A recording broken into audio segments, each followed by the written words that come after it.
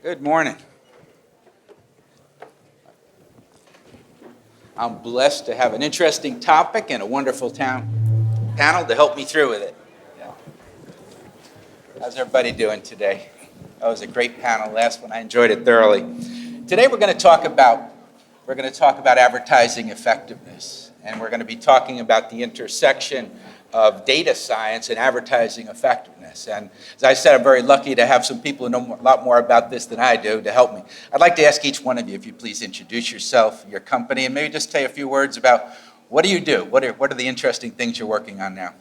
Okay, hi, I'm Mickey Galeen. I work for GfK, which is a big global market research company in the United States.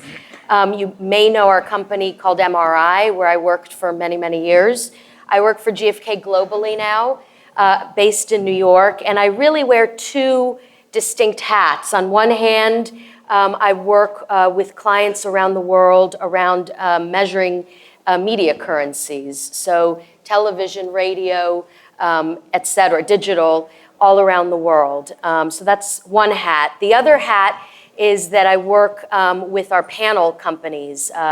And in Latin America, we have quite a few panel companies, the NetQuest assets, and we're working a lot with those around the data activation area and producing segments to load on DMPs and helping around targeting. Fantastic.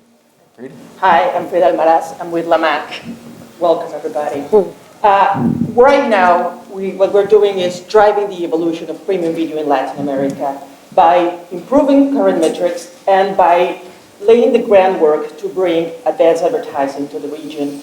We're mostly focused on constructing and developing future advertising solutions, and also on creating forums like this one in which we can just generate awareness of the benefits that premium video can bring to the advertising industry. Antonio. I'm Antonio Wanderley. Thanks for the invitation. Pleasure to be here. I work at the media division at Kantar, lead the region Latin America, as well as I lead what we call the global clients community, which is the linkage with some of the big MarTech, media tech, ad tech companies that we engage on a global level. And I think there's an intersection with what you're saying that has been our most exciting part of it, which has been not only to measure viewership and media consumption across platforms, but also making sure that all this data is activable. So there's a big stream of addressability and activation that we've been investing on. Juan. I'm Juan Lamia. I am the CEO of DBI. It's a company, a consultancy, data consultancy firm from the Hallas Group. And I founded the company in 2007, and the company was acquired by the group in 2016. Now we're going through a global expansion. The idea is adding more value to data to our clients. What we do is basically we help our clients to be more competitive through the use of data. So we believe that you can make money without data, but we cannot do competitive without data, right? So that's a big difference. This whole issue of advertising effectiveness I find fascinating. When I was brought up in the world, I was told you couldn't prove the relationship between advertising and effectiveness. Maybe you could test commercials, but certainly not test media investments. But today, that seems to be, that whole hypothesis is being challenged. And so help me understand, how big a change is that? Do you seeing a change where advertisers and agencies today are really trying to put their finger on not just looking at efficiencies and impressions and ratings, but really trying to understand what's the impact that advertising is having? What have you seen, Nick? Absolutely. We do a lot of business across media to help our clients to prove that their ads are working. So it's important to know how many people are seeing the ads, but it's also important to understand, are people being driven to buy, to speak to other people about the products? Et cetera. So that's a huge business for us. And they also, interestingly, and I think very excitingly, want to understand the interplay between different media in the ad area. So not just how is my TV ad doing, but my TV and digital together, how are they performing? So the media mix is becoming more and more important. Do they look at them separately, or they look at them collectively, or Both. do they do both? Yeah? They do both. It Yeah. depends on the campaign. It depends on, the details. But in many instances, they're looking at them together. So they, in particular, want to understand TV and digital. And so there's a lot of work that we're doing around actually measuring campaigns and understanding how each piece does, but then the collective as well. When they're measuring the campaigns, are they measuring the creative piece, or are they looking at the media piece, or are they looking at the combined effect of those? Probably less the creative piece, at least the folks that that I'm working with. Yeah. But more the understanding of the media spend and was it efficient? Did they get what they wanted from their investment? And Tony, I know you're working with a lot of advertisers around the region on this. What have been your observations about the shift towards advertising effectiveness? So I think it's, again, very consistent with that. We've actually decided to reorganize our product portfolio into what we call the ABC of media. So every metric we come in either helps with the audience, meaning did it impact the consumer or not, regardless of which walled garden, which platform it happened. Then the B part, it's how it affects the branding component of it. Was there a brand lift, brand equity, and finally the C with conversion. What we find interesting is that there's a risk where some advertisers are just jumping the B part of it and just going straight to conversion, which is very hard for you to measure conversion on the long term. So then it becomes a very performance-driven. And again, I think that some of the proliferation of DTC brands and so on has been about the fact that some of the big brands have lowered the barrier by not investing on the brand. But that's how we are seeing that come, right? So audience, impacted or not, brand, how did it change brand perception, how did it change brand equity with clients, and then see the conversion pieces of it. Who do you see driving the conversation? Is it being driven more at the advertiser level, the agency level? It is a combination of the two? That's one of the things that I find fascinating, that the market has not been as uneven as it is right now. You're going to have some... Uneven, yeah. So you have some advertisers way ahead of the others. Sometimes even divisions within the agencies way ahead of the industry. And likewise, some of the media owners and content providers also taking different points of view on it. Yeah. Do you see it maybe focused in certain product categories more than others, or you just think it's all over the place? It really depends on the DNA of the company. There's this thing that they say that be careful, because if there is a metric, people will perform to it. So to that point, I believe you would see some verticals with a greater focus, but I think has been less about strategy just because the data is just there. So why not leverage it? Yeah. I would also add that Facebook is driving a lot of this as well. Right. They want to prove that that their platform is working for advertising. So you see some of these big players really wanting to prove that they work. And so we see them driving this as well. Yeah, and they started from an analytics basis, and so that's really been their DNA, right? And it seems like traditional media, we've got some great stories, as Sean told us. Wow, those are some great ones. I have to remember half of them to tell them, but from a metric standpoint, we've been playing catch up. And I think, sorry, the piece that they also, if you think of the funnel, where they sit on the funnel, if you either are search engine or if you are social media, it's very convenient for you to also motivate MTAs, right? That's right. Because you're going to be accredited disproportionately than actually what the impact is. There's a lot of intangible thing on the background that it's hard to account for. Because you're grabbing it at the final end of the whole process, the communication process. Now, Juan, you've dedicated your whole career to this. Now, this is your expertise. You don't do this part-time, you do it full-time. What have you seen happening in Latin America with regards to this shift?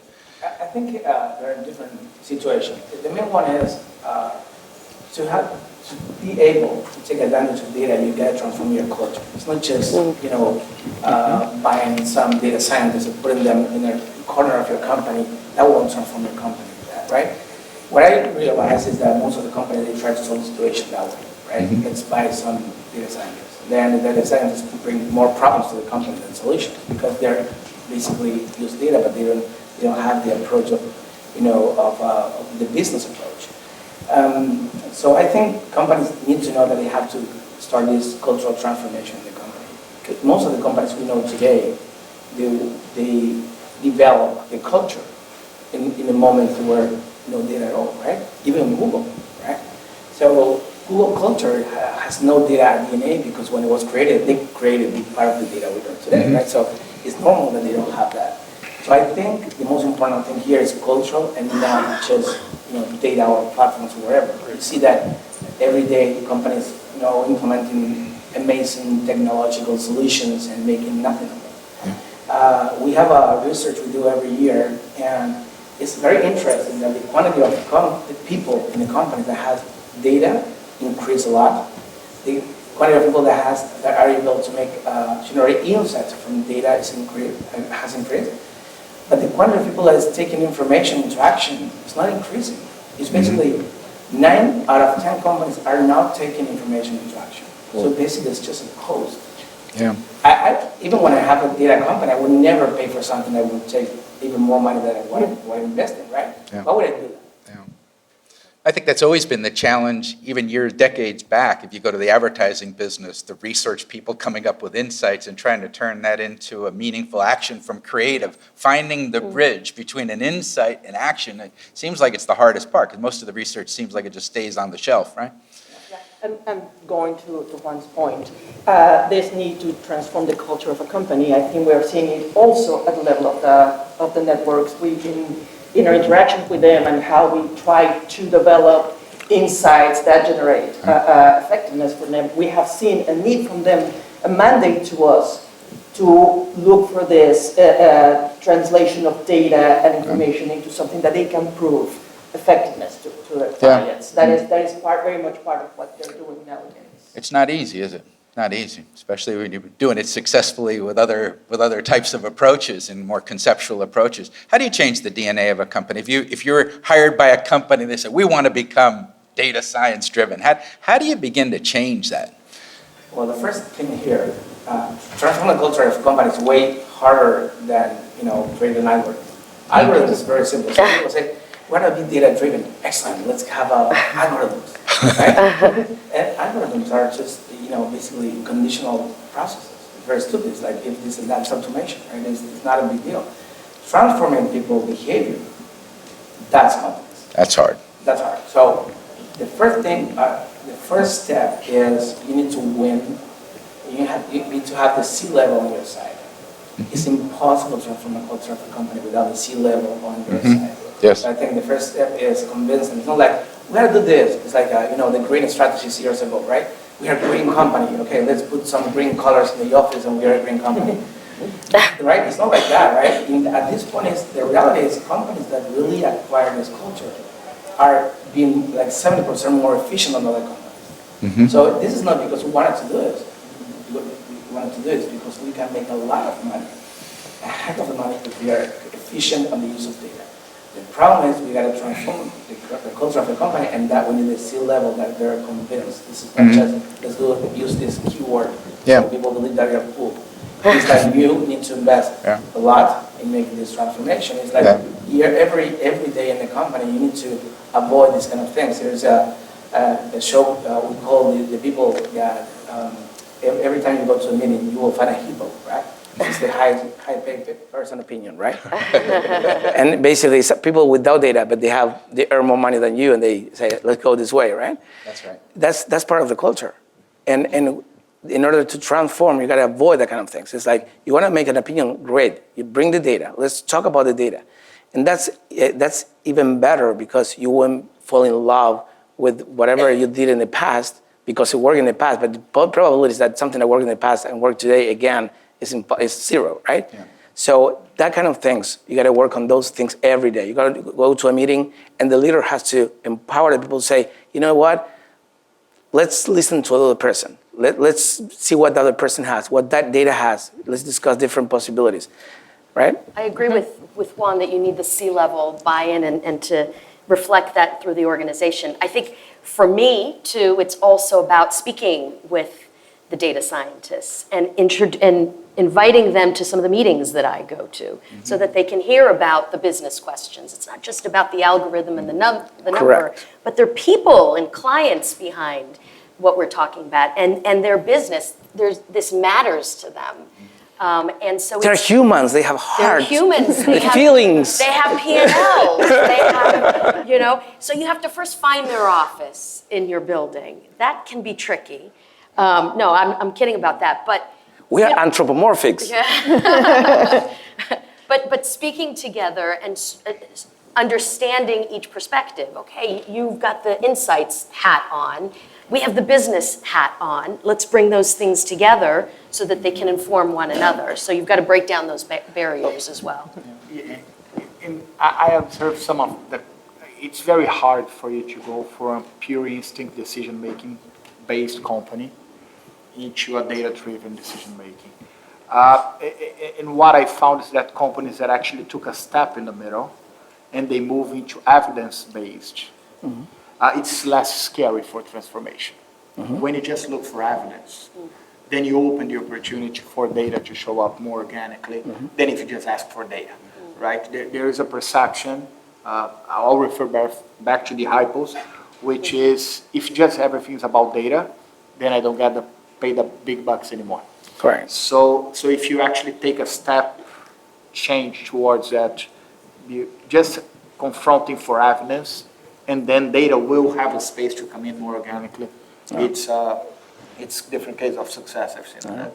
Well, clearly, you all seem to agree that there's a real challenge that corporations face, and it has to be top-down, and it has to permeate all the different departments in society in order for it to work. And to bring together people, left brains and right brains together is always a challenge, isn't it? But that's where the future is. Let's try to focus our conversation a little bit on video and advertising effective and how data might impact it. The overall assumption is that different platforms may deliver different results, or different types of content may deliver different results. And today, data science may provide us some insights that we didn't have before that would teach us that. Anybody like to share experiences they might have had with regards to how content may affect advertising outcomes? Yeah, part of the research we've done in LAMAC, there is this whole idea that the content in which you place a piece of advertising is going to have an effect on the results of that piece of advertising. So we went out to prove this and find exactly what is the relationship between the piece of advertising and the content and the viewer and the content. And we found out that there's two dynamics that work together. On the one hand, the reaction and the connection, the emotional connection and the relevance that a piece of content has for a viewer is definitely going to affect how they view this piece. But it's also going to affect how they perceive and how they react to the piece of content, the piece of advertising embedded in the content. And this kind of engagement, which is like the very commonly used word with not very good definition, but this kind of engagement really creates an effect on the piece of, enhances the effect of the piece of advertising. And we even found that whenever viewers saw or was exposed to an advertising in a content with which they were involved and they were engaged, their opinion of the brand improved and their purchase intent improved. And at the same time, we also found out that you can build upon that if you make sure, as was mentioned in the previous panel, in the context and content panel, if you create this congruency, this matching of emotions, of topics, of not just a very dog show versus dog food brand, but dog show with a very young spirit and a very happy feeling with advertising for dog food that also has the same feeling of joy and enthusiasm, increases the purchase intent. So definitely using content and context in that manner has a huge effect on advertising effectiveness. It seems like the industry historically tested commercials. We tested every word, we tested every image, and that's where 15% of the investment was, but there wasn't much testing of content. Maybe it's because you only had 2 or 3 alternatives. What's the test? You need to use all 3 of them. But now that we have fragmentation, as Sean pointed out, it's an opportunity, fragmentation. It's not a challenge. It's an opportunity to really marry a consumer with a product they really love, that they're engaged with, and a commercial that may be finding that place where it really resonates, you know? Yes. And how did you measure it? How did it show a difference in sales? For us, how we did it, it was very like in a lab setting. We created a mini version of different programs and inserted the same ad reel in these mini programs. So same commercial, different content. Exactly. And then we had a huge survey, like an online survey in Argentina, Mexico, and Colombia to see how people reacted to the same ads, but just depending on the content. So we measured how they reacted to the content and how they reacted to the ad, depending on that content. And that's how we found that definitely placing the right advertising in a content that will be relevant to the viewer and relevant to the brand creates all the difference. I had a really cool experience a few months ago. People in my company find me very annoying. You'll realize why in a minute. I was watching a show that I had DVR'd on a Saturday. I usually save up my stuff and watch it on Saturday. Watching a show, and all of a sudden, and I love this show, all of a sudden there was, I thought, an ad, but I wasn't sure, so I rewound. And it actually was an ad for Microsoft AI. And it was built into the show with the characters. The characters were actually playing with this technology, and it was seamlessly part of the program. I loved it so much, I taped it on my phone. I sent it to my panel people, and I said, let's do a survey on Monday. We got to get this into a survey. I want to know, did people notice it? Viewers, like me, did they notice it? Did it make them feel anything about Microsoft AI?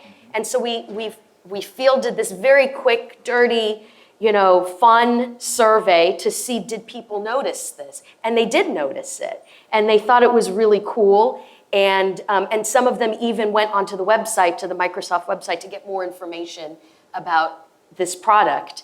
So it's out there, and they're really creative things that marketers are doing these days to connect, which was a word that came up in the earlier video, and I wrote it down, to connect with consumers and so that they can generate this impact with brands. I thought it was so cool, and I haven't stopped thinking about it. Yeah.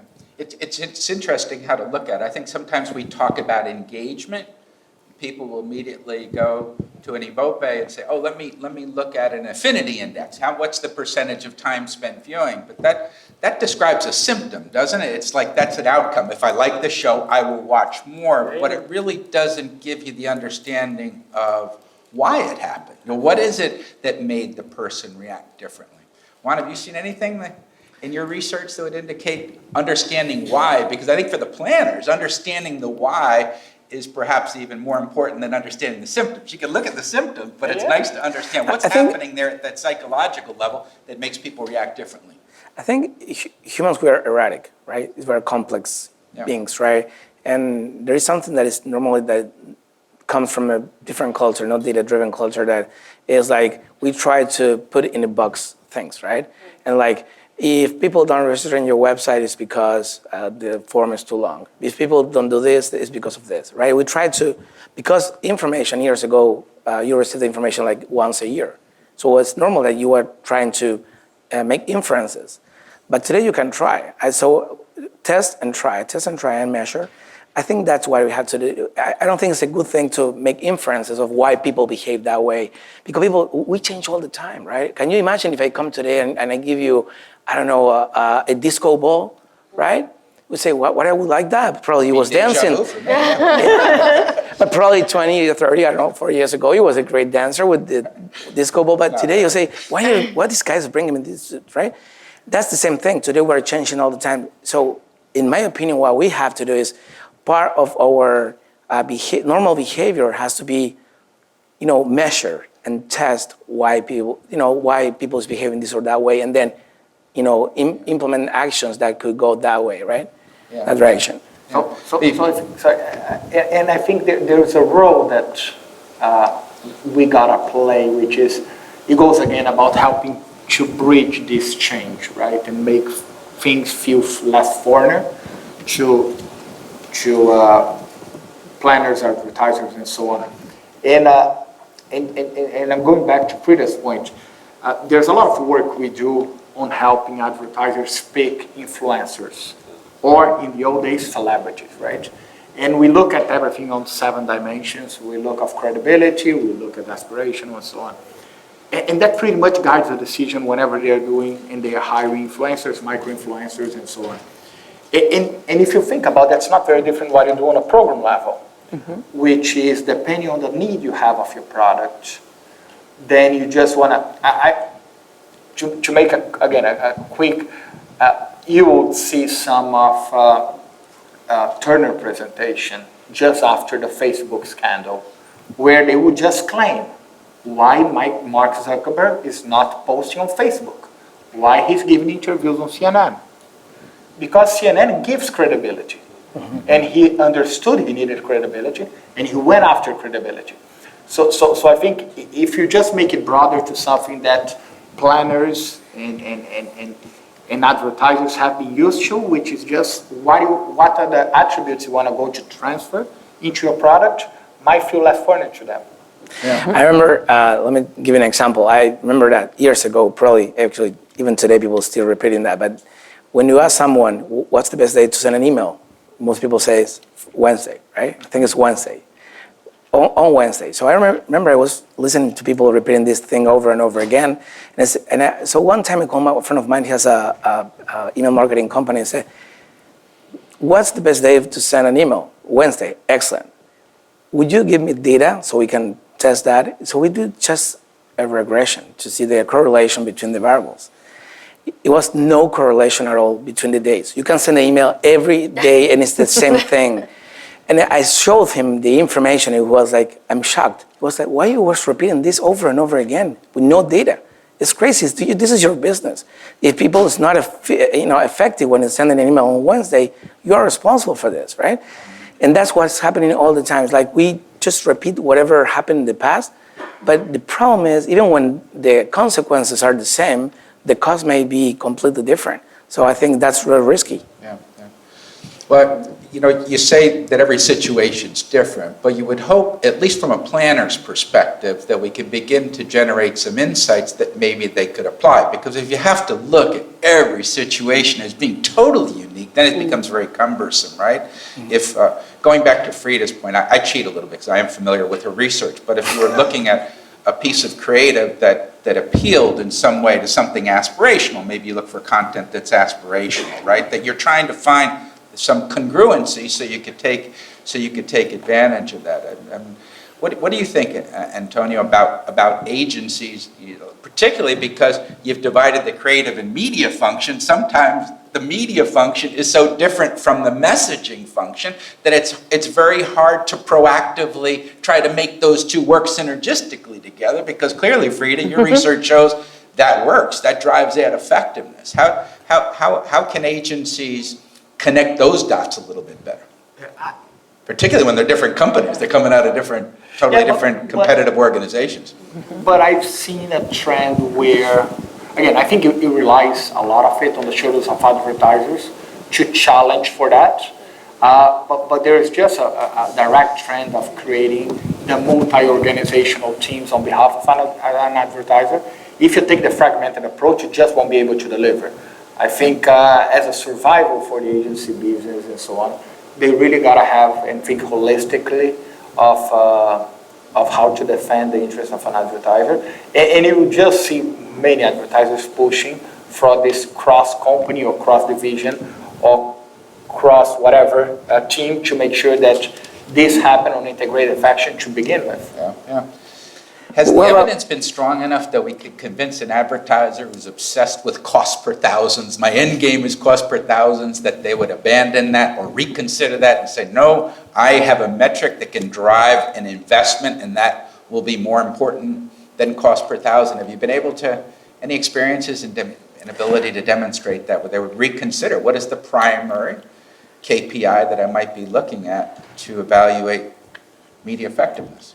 I think at the moment, at least in Latin America, it is very difficult because you can do studies like an MMM, which will definitely show the effect that different types of media advertising activities will have on the ultimate goal of selling more of the product that's being advertised. But studies like that are very expensive, and they are only reflecting of one period of time, one brand, maybe even one campaign. So it's very difficult to generalize that to entire planning. And I think that is one of the reasons why there's this growing need in companies for attribution studies that will help them to, maybe this is a very simplistic way to put it, but to make a systematic MMM study, like as if it was just ongoing and completely automatic. So that there's this growing need for data that can just, instead of creating these studies that can be a little clunky and absolutely useful, but not efficient in terms of speed and in terms of cost, and turn them into syndicated measurement that will help companies say, okay, this advertising dollar placed in this media, in this platform, in this context, is bringing me this much in terms of sales, in terms of brand awareness, in terms of building the reputation of the brand, or in terms of even just traffic to a website. Yeah.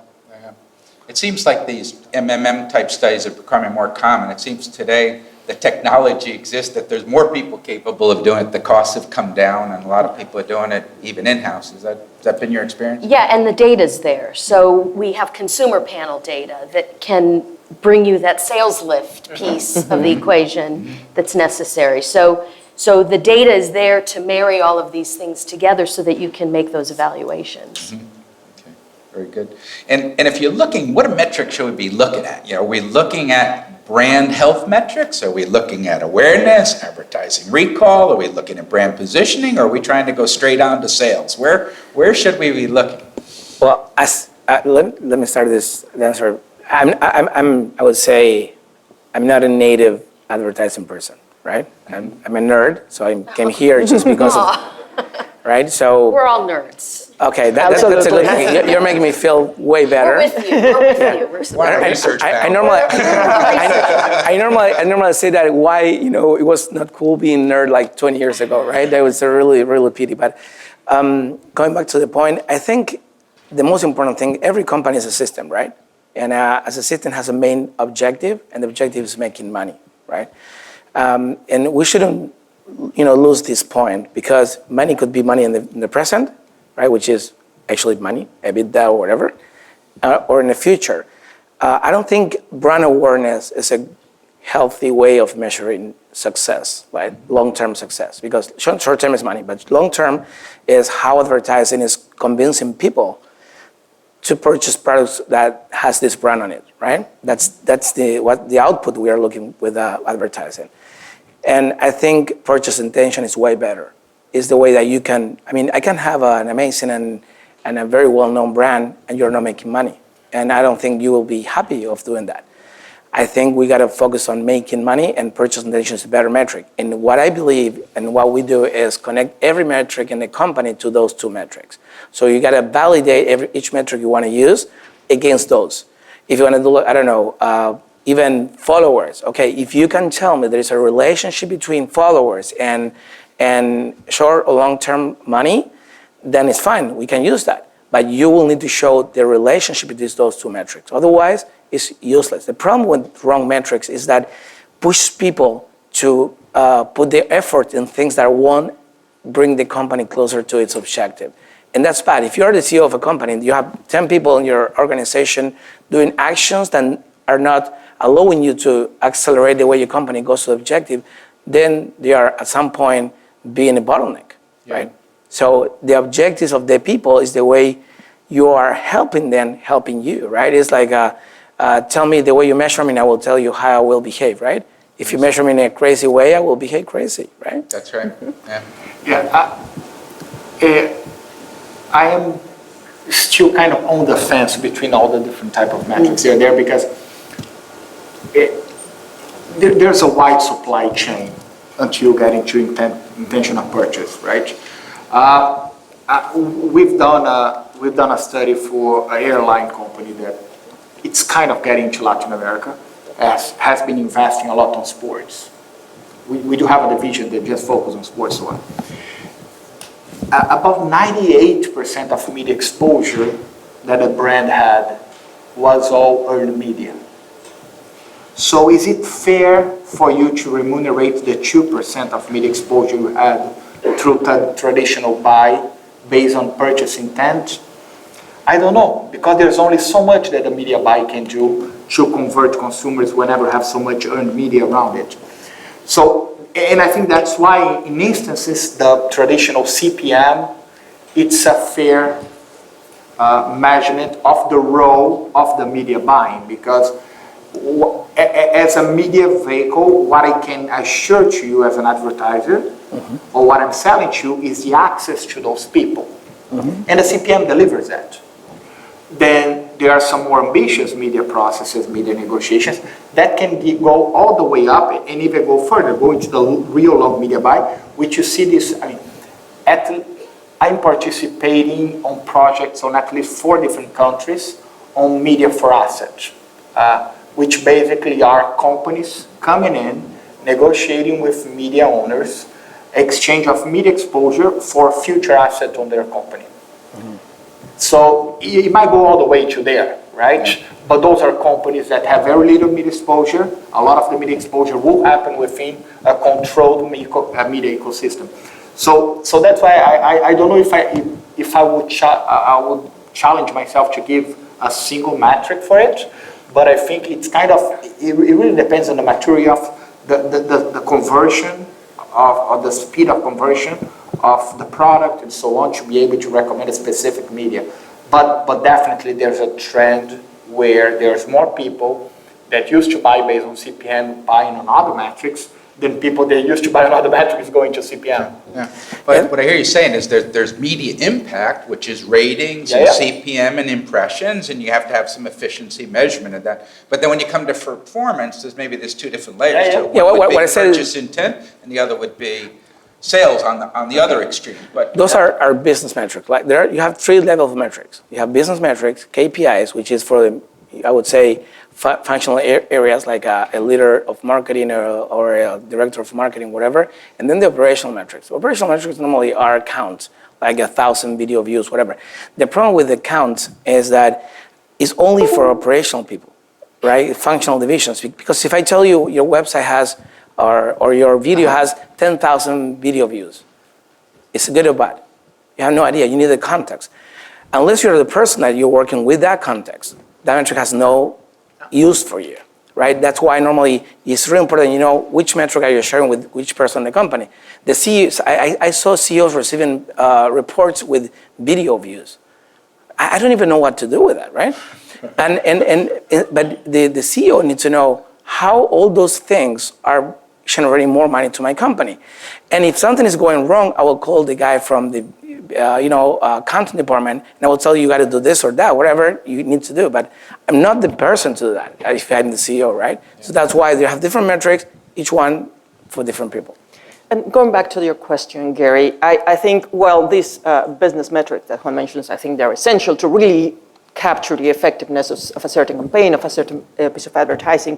I think we also cannot lose track of other types of metrics, maybe a little fuzzier, like brand health or brand reputation, because in the end, if the health and the reputation of your brand are put at risk, that definitely is going to have an ultimate effect on sales and advertising effectiveness and all of the business metrics.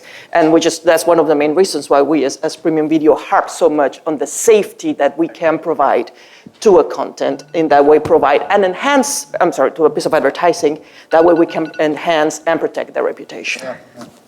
A large advertiser once told me the brand managers are running in, so, oh my God, I got to make my 4th quarter number. Tell me where to put it. All he could care about was the transactional, and really was prepared to sacrifice everything on that brand going forward. Maybe he was right, because he had to survive the year in order to have a job. But it seems like some of them are doing that. Which brings to the question, as you're looking at these, let's suppose that an advertiser has a well-balanced campaign, is using broader media, is using more segmented premium video, is using online.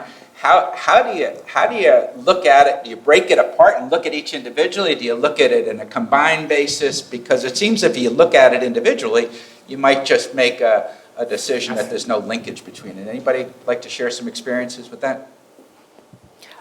I remember some of the studies we have done in LAMAC is looking at a very specific scenario or a specific world of linear. We found that it's much more effective and much more efficient to look at the results and the impact that linear broadcast and linear premium video have together than do it separately. That can really offer the agency, the marketer, a much more clearer vision of what different platforms are doing for them. And I think that now that we're talking about long-form video in different platforms, linear and non-linear, and all of the different platforms that premium video offers, and you also have short-form video in platforms like YouTube or Facebook or Twitter, you need to be able to evaluate them together to see what the impact really is. And the challenge here is that the standards and the metrics and the inspection, the level of scrutiny that these types of video are under are completely different. And I think we have to get to a place where we can really have the same scrutiny and the same demand for quality of exposition when we get information from all types of video. And I'm going to say that I'm very optimistic about it because I share. And for some time, I've been perhaps overly critic of Netflix's position, being such a big player, of discarding the relevance of metrics. But sure enough, with Disney coming to play and AT&T coming to play, I think it was this Monday that Reed, for the first time, actually said that people should move away from looking at subs count. And what actually happens is comparable viewing. So it's the first time actually that it's considered publicly opening the walled garden from Netflix to have comparable metrics with other walled gardens. So I feel very optimistic. I think there have been players that have moved so far ahead that they have been able to, or whatever metrics they had in-house was enough to build context, to your point. So a video count was just not a video count because there was so much video counts there that he was able to create his own context. And I don't think it will be sustainable. And I think companies are, some of these walled gardens are really opening up to try to make sure, or position themselves to at least consider being comparable across themselves. I think it has to be a good balance between short-term and long-term, right? Absolutely. You know, if you have a lot of short-term, right, and as you said, you only want to get more money. That sounds really bad, but, you know, I understand that there is some interesting point of having a long-term as well. Then the problem, if you focus on short-term, at some point I believe that we are the people from data, we are responsible for making this transformation. I think it's negative. If you see the report that may have us every year on brands, I think it's like 70% of the brands could disappear tomorrow, nobody will care, right? That's a really, you know, bad situation we are facing because now we're trying to be like digital and, you know, short-term and conversion rate and whatever. I think that's negative. But if you focus only in future, you can disappear. That happens to a lot of companies because you have no money. A good balance is, you know, Walt Disney companies, they're really, really good. You have an amazing management of the P&L. The company is growing all the time, very good financial situation, and then the brand is amazing, right? I don't think there is no discussion on that. One of the best brands in the world.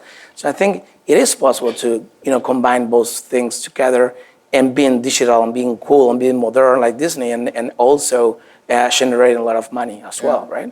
Yeah. Perhaps the focus on transactional just created that euphoria, and I think many people are reevaluating the investments that have made because they're not seeing the results, or at least not on the medium term. Maybe they saw it on the short term, but not so much on the medium term. Let's focus a little bit. Can I just, mention one other thing? I mean, in the conversation before ours, with the mention of the DTCs, of all these new companies coming out. I think older companies, more well-established companies, have to pay attention to these smaller brands because they are cooler, they connect in a different way. And so without paying attention to your own, and finding the balance between transactional and sort of the softer, fuzzier, as Frida called it, I think a brand, it runs into a lot of risk in that way. And I think just the fact that you characterize them as cooler, it just means that definitely a branding component and branding attribute to their building, as opposed to just going performance. Absolutely, absolutely. They stand out in a different way. So brands need to pay attention, I think, and some of them won't be there anymore after a few years. Absolutely. But some of them will survive, and they need to be paid attention to. It is this brand, I don't know if you know this brand called, I think it's Death Liquid or something like that. Right. It's basically water. It's Death water in a soda can. And this brand is getting really, really strong. I think it's one of the success stories for marketing, right? It's just water in a can. And it's called Death Liquid, right? And it's getting really, really, I mean, people love it. I think it's I wish I had my phone. I'd look it up right now. Let's focus a little bit on metrics because we're focusing on the decisions. We're talking about how culturally we need to change. And I'd like to understand, do we have the metrics? What do we have and what are the knowledge gaps that we don't have? So maybe as an industry, we can begin to prioritize some of the things we have. Maybe we should divide them first into impact and then look at performance. So what would be your assessment, Tony? You produce most of the impact. What would be your assessment into where we are with our ecosystem for impact metrics? I'm actually very, I think, frustrated with ourselves in not have moved at the speed that all other markets have, right? I just look at this last year. We won the contract and we are deploying online metrics in Israel, Italy, Norway, all this Hong Kong, all those markets have just fluidly moving forward into making sure there's video measurement happening holistically. And we have not been able to do that in Latin America. So I find it very frustrated at ourselves, our organization, how we've been perhaps engaging with clients that have not led the market into what just seems such a natural path to take. Mm-hmm. Well, we talked a little bit about that in the conference in Cartagena. I think that I think it's good to have that consciousness, but I think also the industries are starting to develop a consciousness because there's a provider and there's a client. You have to ask yourself as a client, are we doing enough to say, here's what our needs are, here's what our gaps are, and inviting people to bring forward the ideas. I think there's been a lot of waiting for the research providers to come up with the solutions and perhaps not as much proactivity on the part of agencies and advertisers for us to develop a consensus.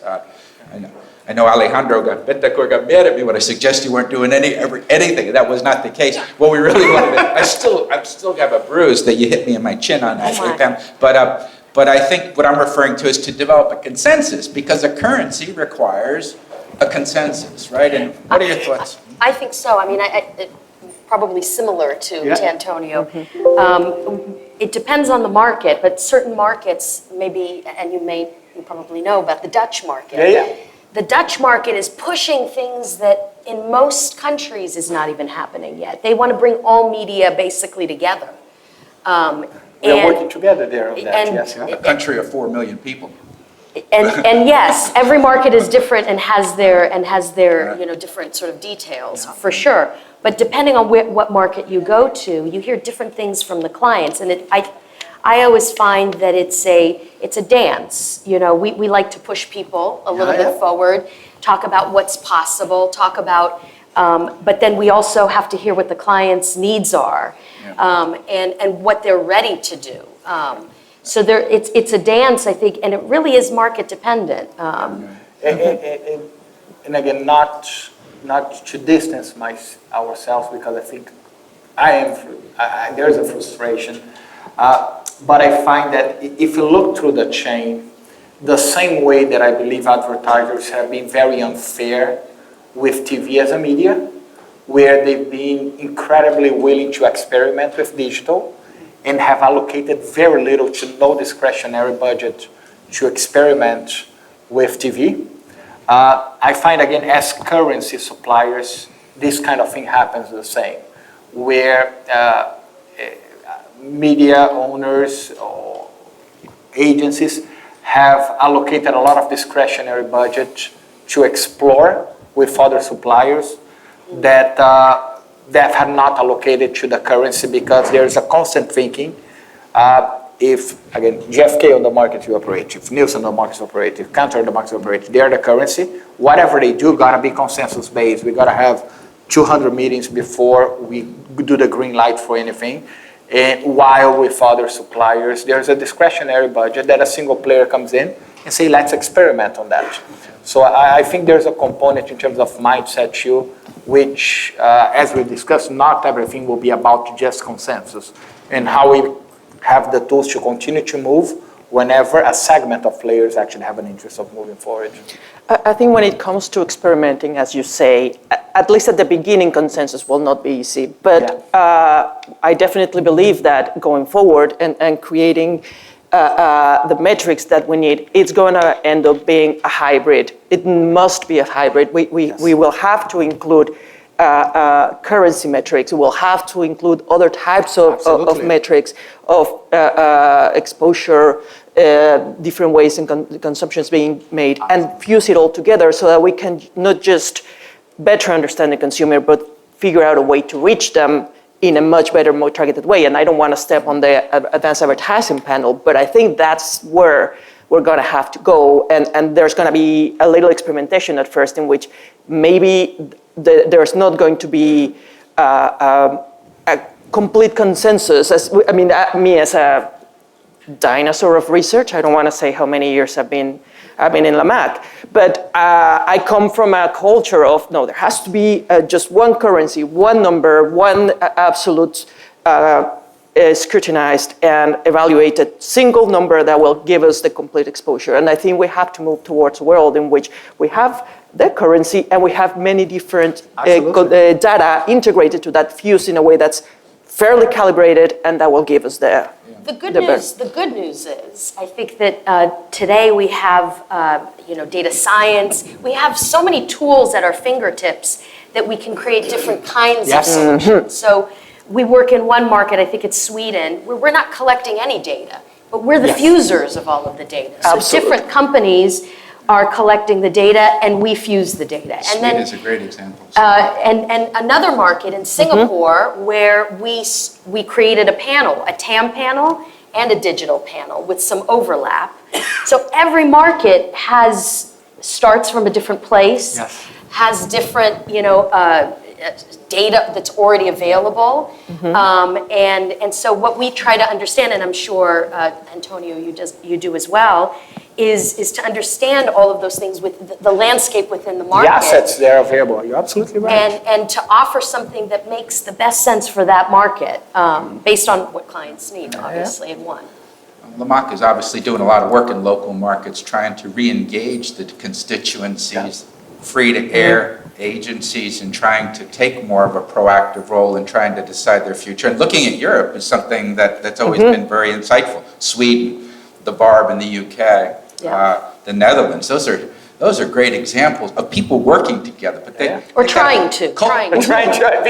They seem like culturally they're better at working together. It seems like, the history, we've lived it a little bit between free-to-air and premium has not been a good one of working together. But today I think the challenges they both face in front of data analytics and how they've really changed the discussion, I think has brought an opportunity to bring free-to-air and to bring premium video and to bring the digital players to a table and say, let's work together. And I think there's some encouraging conversations that are taking place. And they are looking at Europe to models, because I think they're some of the better models. And a lot of times you hear in Latin America, well, we can't do it because we're a small country, you don't have a lot of money. Well, look at some of these countries only have populations of 4 million people. Absolutely. These don't have big budgets, right? Absolutely. It's really interesting.